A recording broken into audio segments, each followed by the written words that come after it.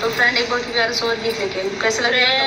इतनी मोटी साड़ी है और हम इतने में डूब गए हैं, आप देख भी नहीं सकते हैं पूरा। अब इनका मस्करी चालू है।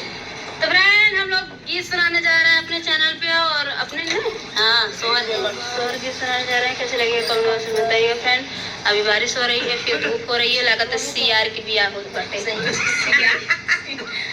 पहले से काहे के लगा